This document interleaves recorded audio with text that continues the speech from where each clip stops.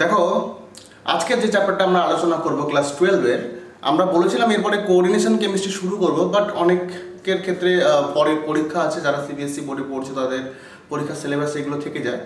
তো আর সারফেস কেমিস্ট্রিটা একটু সোজাও, তো ওই জন্য ভাবলাম সারফেস কেমিস্ট্রিটা একটু পড়া যাক।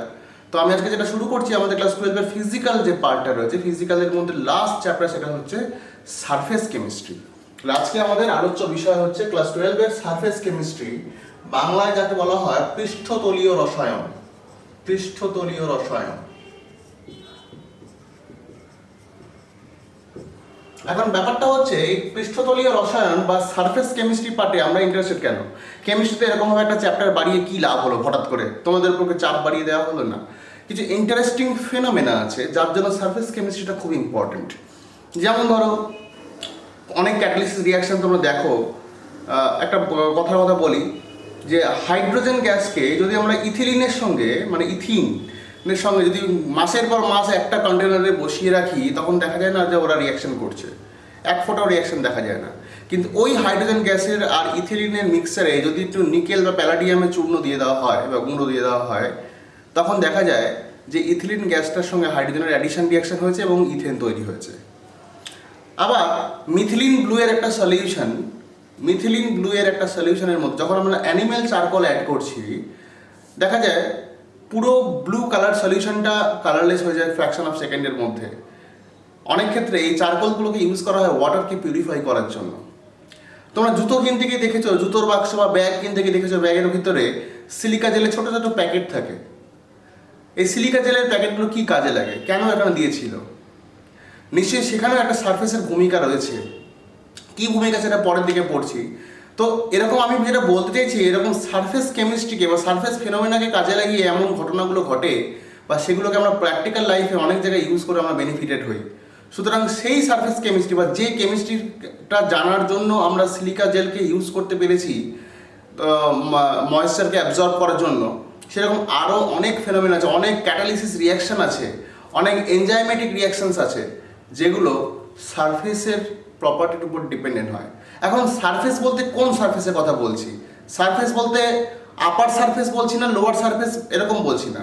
আপার সারফেসও তো একটা সারফেস। সারফেস বলতে এটাও বোঝায় দুটো ইমমিসিবল যারা মেশে না, এরকম দুটো জিনিসের ইন্টারফেসটাকেও একটা সারফেস ধরা হয়। গ্যাসের ক্ষেত্রে ব্যাপারটা অ্যাপ্লিকেবল নয়। কেন অ্যাপ্লিকেবল নয়? বা দুটো গ্যাস, ডিফারেন্ট গ্যাসের ক্ষেত্রে অ্যাপ্লিকেবল নয় এই কারণে, বিকজ গ্যাসগুলো জেনারেলি মিসেবল, সবগুলো মিশেছে, ফলে ওখানে কোনো ইন্টার সারফেস থাকে না।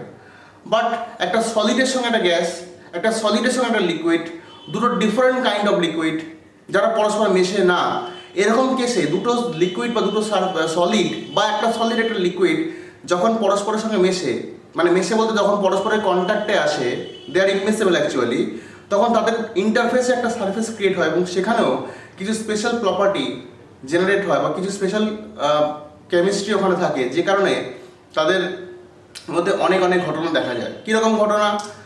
যেমন ধরো বলা যায়, কি বলবো, অনেক ক্ষেত্রে গ্যাসের একটা ভ্যাকাম তৈরি করতে হবে, কমপ্লিট ভ্যাকাম চেম্বার তৈরি করতে হবে। তো আমি কি করলাম, ওখান থেকে এয়ারগুলো সমস্ত বের করে নিলেও দেখা যায় যে কমপ্লিট ভ্যাকাম তৈরি করা যাচ্ছে না। কিন্তু ওখানে যদি আমরা ক্যালসিয়াম ক্লোরাইড দিয়ে দিই বা সিলিকা জেল যদি দিয়ে দিই, দেখা যায় যে ওখানে মধ্যে মারাত্মকভাবে ড্রাই ভ্যাকাম সৃষ্টি করা সম্ভব হয়েছে। বিকজ আমরা যখন এয়ার পাম্প আউট করছি, তখন কিন্তু সমস্ত বাতাস আমরা বের করতে পারছি না। যতটাই বের করি না কেন, সামান্য পরিমাণে ময়েশ্চার বা কিছু হলেও থেকে যায়। যখনই সেখানে আমি সিলিকা জেল দিয়ে দিচ্ছি, সিলিকা জেল কী করে, যতটুকু হিউমিডিটি ভিতরে রয়েছে সেটাকে অ্যাকসেপ্ট করে নেয়। তো যাই হোক, এই সারফেস কেমিস্ট্রিটাতে আমাদের যে বিষয়গুলো জানতে হবে, নতুন জিনিস আমরা পড়বো এখানে। সারফেস কেমিস্ট্রিটা তাহলে একটু বুঝলাম, যে সারফেস কেমিস্ট্রিটা আমরা বুঝলাম। এখন ব্যাপারটা এটা হলো যে একটা নতুন কেমিস্ট্রি বা নতুন একটা কিছু পার্ট পড়তে গেলে তার কিছু টার্মস আমাকে জানতে হয়। সেই টার্মসগুলো যদি আমরা জানি, যেমন আমরা থার্মোডাইনামিক্স যখন পড়তে গেছিলাম, সেখানে আমরা অনেকগুলো টার্মস, আমরা সিস্টেম কি জেনেছিলাম, আমরা সারাউন্ডিং জেনেছিলাম, ওপেন সিস্টেম, ক্লোজ সিস্টেম, হ্যাঁ, এই সমস্ত কিছু প্রপার্টি, থার্মোডাইনামিক্স প্রপার্টি জেনেছিলাম আমরা, পাথ ফাংশন, স্টেট ফাংশন, আগে আমরা এগুলো জেনে নিয়েছিলাম। তারপরে থার্মোডাইনামিক্সটা আমাদের আন্ডারস্ট্যান্ডিংয়ে এসেছিল। সিমিলারলি এই সারফেস কেমিস্ট্রিটা পড়তে গেলেও আমাদের কিছু টার্মসের পরিচিতি দরকার আছে। প্রথম যে টার্মটা, সেটা হচ্ছে অ্যাবজর্পশন। আমরা কি কি জানবো? আচ্ছা, এই চ্যাপ্টারে আমরা কি কি পড়বো একটু বলে দিচ্ছি। অ্যাবজর্পশন, এটাকে বাংলায় বলা হয় অধিশোষণ। অধিশোষণ। আমরা শিখবো অ্যাবজর্পশন, অর্থাৎ এই যে লেকচারটা এটা হচ্ছে ইন্ট্রোডাক্টরি লেকচার সারফেস কেমিস্ট্রি চ্যাপ্টারের উপরে, লেকচার 1 বলতে পারো এটাকে, লেকচার 1। এখানে আমি তোমাদের জাস্ট ইন্ট্রোডাকশন দিচ্ছি এটাতে। সেকেন্ডটাতে মেকানিজমে যাব, কি করে অ্যাবজর্পশন হয়। থার্ডটা হচ্ছে অ্যাবজর্পশনের কিছু ক্লাসিফিকেশন নিয়ে আলোচনা করব। তো হোয়াট এভার, তো লেকচার 1 এ আমরা আলোচনা করছি অ্যাবজর্পশন। অ্যাবজর্পশন, জর্পশন, অ্যাবজর্পশন মানে শোষণ, ঠিক আছে। আর আরেকটা টার্ম নতুন, জর্পশন যেটাকে বলা হয়, এটা অধিশোষণ এবং শোষণের মাঝামাঝি, বা এমন একটা কেস এখানে অধিশোষণ হচ্ছে, অ্যাবজর্পশন হচ্ছে নাকি অ্যাবজর্পশন হচ্ছে, দুটোকে আলাদা করে বোঝা যায় না। বা এরকমও বলতে পারো এমন একটা ফেনোমেনা যেখানে অ্যাবজর্পশন অ্যান্ড অ্যাবজর্পশন, অধিশোষণ এবং শোষণ সাইড বাই সাইড চলছে বা একসাথেই চলছে।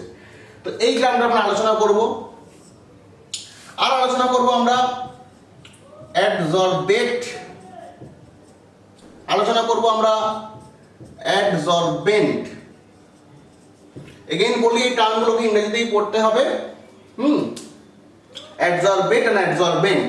আচ্ছা, এই গোটা চ্যাপ্টারের সিলেবাসের মধ্যে আমাদের যেটা পড়তে হবে, আমরা এই যে টার্মগুলো সম্বন্ধে আছে, মানে আমাদের এই চ্যাপ্টারটাকে সারফেস কেমিস্ট্রি চ্যাপ্টার দুটো পার্টে ভেঙে পড়া যায়। দুটো পার্টে বলতে বলা যায় যে একটা আমাদের পার্ট আছে colloid, very very important. And second পার্টটা আমরা এই অ্যাবজর্পশন নিয়েই পড়ে যাব। এই ফার্স্ট পার্টটা, সরি, ফার্স্ট পার্টটা হচ্ছে কলয়েড, এই ফার্স্ট পার্টটা হচ্ছে অ্যাবজর্পশন রিগার্ডিং ফেনোমেনা, অ্যাবজর্পশন কি করে হয়, অ্যাবজর্পশনের যে কাইনেটিক্স কি আছে, বা অ্যাবজর্পশনের থার্মোডাইনামিক্স কি আছে, মানে এনার্জেটিক্স কি আছে ওটা দেখবো। টাইপস অফ অ্যাবজর্পশন দেখবো, অ্যাবজর্পশনের কিছু রুলস আছে, ফ্রেন্ডলি অ্যাবজর্পশন, আইসোথার্ম দেখবো। তো ফ্রেন্ডলি অ্যাবজর্পশন, আইসোথার্ম অবধি ক্যাটালিসিস, এই পার্টগুলো হচ্ছে ফার্স্ট পার্টের আন্ডারে পড়ছে।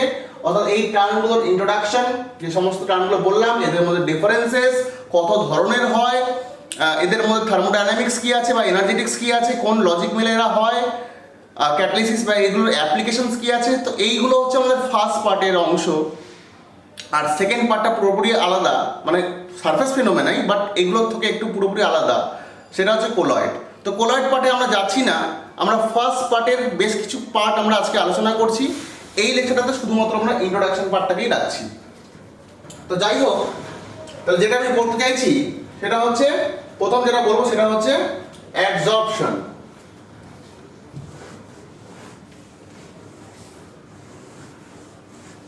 প্রথম যেটা বলবো সেটা হচ্ছে অ্যাবজর্পশন। অ্যাবজর্পশন ব্যাপারটা কি জানো তো? অ্যাবজর্পশন হচ্ছে, যদি আমরা বেসিক্যালি বলি, সব ডেফিনেশন বই থেকেই পড়বে, আমি জাস্ট বুঝিয়ে দিচ্ছি। অ্যাবজর্পশন ইজ বেসিক্যালি হচ্ছে যে accumulation of something on the surface of something, অর্থাৎ কোনো কিছুর সারফেসে অন্য কিছুর একটা জিনিসের জমে যাওয়াটাই হচ্ছে পাতি কথায় অ্যাবজর্পশন। কি বললাম?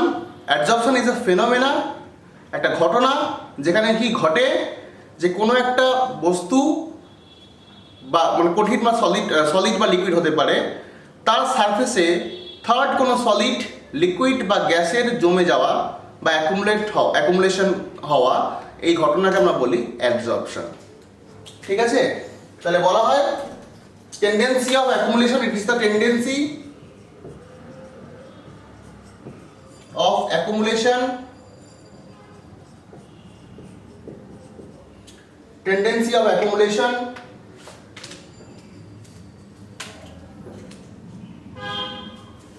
of molecular species on the surface. Molecular species মানে basically gas and liquid কে বোঝায়, basically gas and liquid on the surface is termed as adsorption. ঠিক আছে? আচ্ছা, অ্যাবজর্পশনটা বলতে গেলে আমাকে আরো দুটো কথা এখানে বলতে হবে। কি বলতে হবে? অ্যাবজর্পশন বললাম, মানে অ্যাবজর্পশন কি? একটা ঘটনা যেখানে কি হয়, মলিকুলার স্পিসিস মানে গ্যাস বা লিকুইড কোনো একটা কিছু সারফেসে জমা হয়। হয়েছে? আচ্ছা, এই অ্যাবজর্পশন করতে গেলে আমাকে দুটো জিনিস এখানে জেনারেট করছে, সেটা হচ্ছে একটা হচ্ছে অ্যাবজর্বেট,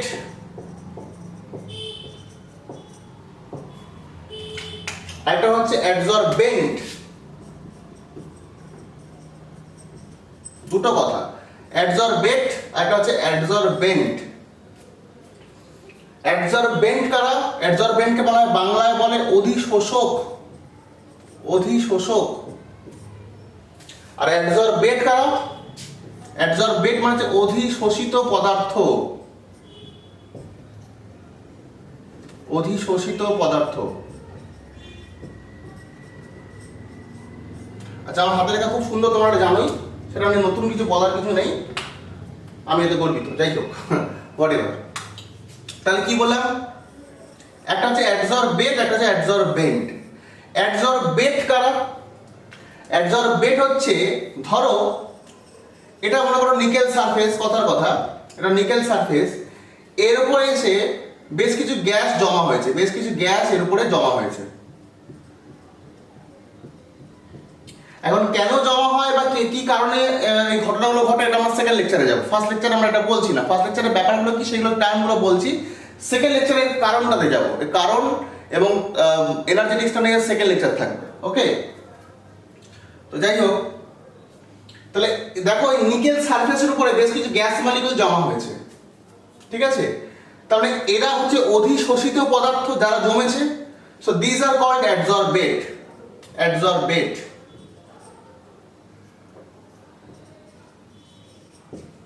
অর্থাৎ অ্যাবজর্বেট জিনিসটা কি? Adsorbates are the species or molecular species which get adsorb on the surface of something. অর্থাৎ যেগুলো কোনো কিছু সাবস্টেন্সের, কোনো সাবস্টেন্সের সারফেসে জমা হয়, যে সমস্ত পদার্থগুলো, তাদেরকে আমরা বলি অ্যাবজর্বেট। আর অ্যাবজর্বেন্ট কি? Absorbent on the surface of which, যার সারফেসের ওপরে এই ঘটনাটা ঘটেছে, অর্থাৎ যার সারফেসের ওপরে এসে পদার্থগুলো জমা হয়েছে, সে হচ্ছে অ্যাবজর্বেন্ট। তাহলে অ্যাবজর্বেন্ট কি? অ্যাবজর্বেন্টটা হচ্ছে on the surface of which, on the surface of which absorption take place, absorption takes place. বলতে পারলাম? তাহলে অ্যাবজর্বেট কি? The substances which get absorbed, যেগুলো অ্যাবজর্ব হয় তারা হচ্ছে অ্যাবজর্বেট। And adsorbent কি? Adsorbent on the surface of which absorption takes place. এখন প্রায়শই এই টার্মটা গুলিয়ে যায়, অ্যাবজর্বেট আর অ্যাবজর্বেন্টের মধ্যে ছেলে মেয়েদের খুব গুলিয়ে যায়। এটাকে মনে রাখার একটা টেকনিক আমি বলছি, যে কি করে তুমি মনে রাখবে অ্যাবজর্বেট আর অ্যাবজর্বেন্ট। লাইক বেন্টকে রিলেট করো উইথ বেঞ্চ, বেন্টকে রিলেট করো উইথ বেঞ্চ। বেঞ্চে কি করো তোমরা? সবাই গিয়ে বসো, বেঞ্চের উপরে গিয়ে বসো। তাহলে অ্যাবজর্বেন্টটা এমন জিনিস যার উপরে কি সবাই বসে। বেঞ্চ কথাটাকে রিলেট করো উইথ বেঞ্চ, তাহলে বেঞ্চটা কি? বেঞ্চে কি তোমরা সবাই বসো, তাই তো? তাহলে অ্যাবজর্বেন্টটাকেও বেঞ্চের মতো করে ভাবো, যেখানে এসে অ্যাবজর্বেন্টগুলো এসে বসে। তাহলে অ্যাবজর্বেন্ট হচ্ছে এমন একটা জিনিস যার উপরে এসে সবাই জমা হয়। ক্লিয়ার? আচ্ছা, অ্যাবজর্বেন্টকে ক্লাসমেটের সঙ্গে রিলেট করো, ক্লাসমেটের সঙ্গে রিলেট করো। অ্যাবজর্বেটকে ক্লাসমেটের সাথে রিলেট করো। ক্লাসমেটরা কি করে? গিয়ে বসে, অর্থাৎ যারা গিয়ে বসে তারা হচ্ছে অ্যাবজর্বেট। ক্লিয়ার? তাহলে এবার তোকে তোমার কাছে পরিষ্কার ব্যাপারটা, অ্যাবজর্বেট কারা? যারা গিয়ে জমা হয় উপরে তারা, আর অ্যাবজর্বেন্টকে যার উপরে জমা হয় তারা। ক্লিয়ার?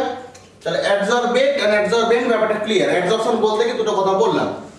নেক্সট যেটা বলা সেটা হচ্ছে অ্যাবজর্পশন, শোষণ।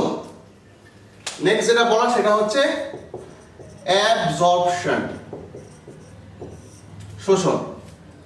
ওকে, দেখো বলবে অ্যাবজর্পশনের সঙ্গে ডিফারেন্স কি স্যার? ডিফারেন্সটা কি স্যার? একটা ডি এর, অ্যাবজর্পশনে বি একটা আছে, এখানে ডি আছে। দুটো জেনারেলি তোমার উচ্চারণটা প্রায় কাছাকাছি, মানে দূর থেকে যদি কেউ অ্যাবজর্পশন আর অ্যাবজর্পশন তাড়াতাড়ি করে বলে, আমরা ডিফারেন্স করতে পারবো না। আমরা ভাবো অ্যাবজর্পশন বললো, কেউ ভাববে না দুটোই অ্যাবজর্পশন বলেছে। তো এরকম ঘটনাটা ঘটবে। হোয়াট এভার, যেখানে একটা বি আর ডি এর ডিফারেন্স তো আছে, এটা তো স্পেলিংগত ডিফারেন্স, বাট এদের মিনিংগত ডিফারেন্সও আছে। অ্যাবজর্পশন এটা পুরোপুরি একটা সারফেস ফেনোমেনা, অ্যাবজর্পশন হচ্ছে পুরোপুরি একটা সারফেস ফেনোমেনা, অর্থাৎ পুরোটাই ঘটনাটাই সারফেসে ঘটে, এর সঙ্গে সিস্টেমের ভেতরের কোনো সম্পর্ক কিন্তু নেই। আর অ্যাবজর্পশন এটাকে বলা হয় the property of bulk, property of bulk system. Absorption হচ্ছে প্রপার্টি অফ বাল্ক সিস্টেম। অর্থাৎ অ্যাবজর্পশনে কি ঘটে, অ্যাবজর্পশনে সারফেস ছাড়িয়ে ডিপ ভেতরের দিকে ঢুকে যায়, অর্থাৎ যারা এসে জমতে আসে, যারা উপরে বসতে আসে, তারা কি করে ভেতরের দিকে ঢুকে যায়, ভেতরের দিকে পেনিট্রেট করে যায়, কোনো একটা স্পিসিসের ভেতরের দিকে চলে যাওয়াটাকে বলা হয় absorption. So basically absorption is a slow process, একটা স্লো, এই প্রসেসটা একটুখানি স্লো, বিকজ যেতে সময় লাগে, ভেতরের দিকে আস্তে আস্তে পেনিট্রেট করে গেলে সেটা করবে অ্যাবজর্পশন বা শোষণ। আর সারফেস ফেনোমেনা, সারফেস তো এক্সপোজড, সারফেসে খুব তাড়াতাড়ি যে কোনো জিনিস জমা হবে, এটাই খুব স্বাভাবিক। তো এই প্রসেসটা কিন্তু জেনারেলি একটুখানি ফাস্টার, এটা ফাস্ট। তাহলে ডিফারেন্স পেলাম, কোন ডিফারেন্স পেলাম, স্পেলিং এর ডিফারেন্স আর কি কি পেলাম, এটা প্রপার্টি অফ বাল্ক, এটা বৃহত্তর সিস্টেমের অংশ, অ্যাবজর্পশন বৃহত্তর সিস্টেমে ঘটে, আর এটা কি অনলি সারফেসে ঘটে, তাই তো। আর কি পেলাম, প্রসেস, এই প্রসেসটা জেনারেলি একটু স্লো, এই প্রসেসটা জেনারেলি একটুখানি ফাস্ট, অ্যাবজর্পশন একটু ফাস্ট হয়। এক্সাম্পল দেওয়া যাক, ধরো তুমি স্পঞ্জ, বাড়িতে মেঝেতে জল পড়ে গেছে, মেঝেতে জল পড়ে গেছে, তুমি একটা স্পঞ্জ দিয়ে জলটা তুলে নিলে, তুমি দেখবে স্পঞ্জের সারফেসে জল নেই, কিন্তু স্পঞ্জটাকে নিংড়ালে জল বেরোবে, আর স্পঞ্জের ভেতরের দিকে জলটা ঢুকে যায়। তো এটাকে আমরা বলি শোষণ, এটাকে আমরা বলি অ্যাবজর্পশন। এবার আরেকটা যেটা টার্ম তোমাদের বলা, তাহলে অ্যাবজর্পশন আর অ্যাবজর্পশন ব্যাপারটা বুঝলাম কি জিনিস, হ্যাঁ। এরপর আমাকে যেটা জানতে হবে সেটা হচ্ছে জর্পশন, যেটা আমাকে জানতে হবে, দ্যাট ইজ জর্পশন। জর্পশনটা কি বললাম, যে এমন একটা ঘটনা, জর্পশন হচ্ছে এমন একটা ঘটনা যেখানে না অ্যাবজর্পশনকে ওয়েল ডিফাইন করা হয়েছে, না অ্যাবজর্পশনকে ওয়েল ডিফাইন করা হয়েছে, বা ঘুরিয়ে বলতে পারো এমন একটা ঘটনা জর্পশন যেখানে অ্যাবজর্পশন এবং অ্যাবজর্পশনের মধ্যে পার্থক্য করা যায় না, বা ঘুরিয়ে এরকমভাবে বলা যায় জর্পশন একটা ফেনোমেনা যেখানে অ্যাবজর্পশন অ্যান্ড অ্যাবজর্পশন দুটোই দেখা যায়। যেমন ধরো স্পঞ্জটাকে, স্পঞ্জ, ধরো না স্পঞ্জ ছেড়ে দাও, চক, একটা চককে তুমি কি করলে, একটা ইঙ্কের মধ্যে, কালির মধ্যে ডুবিয়ে দিলে, ঠিক আছে, কালির মধ্যে ডুবিয়ে বেশ কিছু রেখে দিয়ে তুলে নিলে, তাহলে কি দেখবে, ওখানে অ্যাবজর্পশন দেখবে, কি দেখবে, চকের সারফেসটা ব্লু কালার বা যে কালারের এর মধ্যে ইঙ্কের মধ্যে তুমি ইনসার্ট করেছো সেই কালারটা দেখতে হবে, সারফেসেও আছে। তাহলে যেহেতু সারফেসে আছে তাহলে এটাকে তুমি অ্যাবজর্পশন বলতে পারো। এবার চকটাকে ভাঙো, ভাঙলে দেখবে ভেতরের দিকেও দেখবে কালিগুলো ঢুকে গেছে ভেতরের দিকে, অর্থাৎ সারফেসেও আছে আবার ভেতরেও ঢুকেছে। তাহলে যেহেতু সারফেসে আছে তাই অ্যাবজর্পশন, আবার যেহেতু ভেতরের দিকে ঢুকে গেছে কিছুটা, তাহলে এটাকে আমরা বলবো অ্যাবজর্পশন। তাহলে কি বলবো, একে অ্যাবজর্পশন বলবো নাকি অ্যাবজর্পশন বলবো? দুটো কোনোটাই বলার দরকার নেই, বিকজ এখানে দুটো ঘটনাই একসাথে ঘটেছে, অ্যাবজর্পশনও হয়েছে অ্যাবজর্পশনও হয়েছে। তাহলে এটাকে রেদার জর্পশন, SORPTION, জর্পশন বলা হোক। ব্যাপারটা বোঝাতে পারলাম? তাহলে জর্পশন হচ্ছে একটা phenomena where absorption and absorption takes place side by side, or এরকম বলতে পারো there is no sharp demarcation between the absorption and absorption. Get it clear? তাহলে ইন্ট্রোডাকশন পার্টে আমাদের এগুলো দেওয়া ছিল, তোমাদের ইন্ট্রোডাকশন পার্টে এটা বলার ছিল, বললাম। নেক্সট যে লেকচারটাতে যাব সেখানে আমরা মেকানিজম অফ অ্যাবজর্পশন আর এনার্জেটিক্স অফ অ্যাবজর্পশন আমরা দেখব। সো তোমাদের যেটা করতে হবে, নেক্সট লেকচারের জন্য অবশ্যই ওয়েট করতে হবে।